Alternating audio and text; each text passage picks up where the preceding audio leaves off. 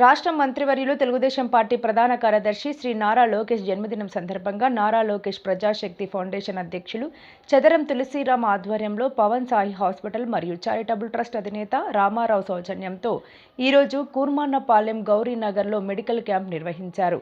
వచ్చిన రోగులకు వివిధ రకాల పరీక్ష చేసి మందులు ఉచితంగా పంపిణీ చేశారు. ఈ సందర్భంగా వారు మాట్లాడుతూ నారా లోకేష్ మంత్రి అయినప్పటి నుండి విద్యా వ్యవస్థలో అనేక మార్పులు చేపట్టారన్నారు.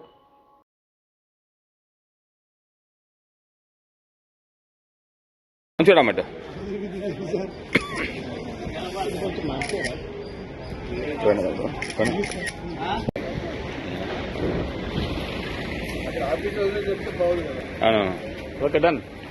ప్రజాశక్తి ఫౌండేషన్ తరఫు నుంచి మా లోకేష్ బాబు గారికి జన్మదిన శుభాకాంక్షలు తెలియజేసుకుంటూ ఆయన ఇంకా ఎంతెంత వర్తినైతే అన్నట్టుగా దినదినాభివృద్ధి చెందుతూ ముందుకు వెళ్లాలని, అలాగే తండ్రిని మించిన తనయుడిగా, తాతని మించిన మనవడిగా ఆయన పేరు చిరస్థాయిగా చరిత్రలో నిలిచిపోవాలని మా మహిళలందరి తరపు నుంచి కోరుకుంటూ సెలవు.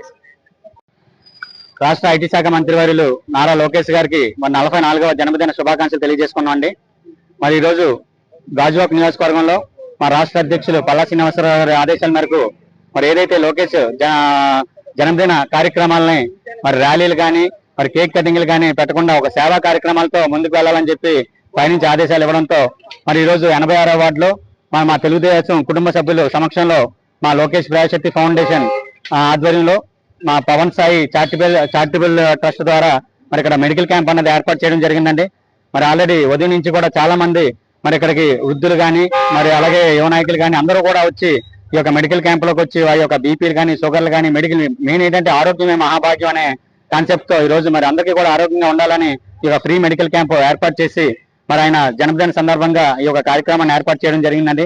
మరి ఆయన ఎంతో మంది ఆయన విమర్శలు చేసినప్పటికీ కూడా ఒకప్పుడు పప్పు అన్న మన లోకేష్ బాబు గారిని ఈ రోజు యువకాలం పాదయాత్ర తర్వాత మరి ఆయన విజన్ గాని మరి అన్ని కూడా ఈ రోజు చెప్పు దెబ్బ కొట్టినట్టుగా వాళ్ళకి వచ్చిందండి.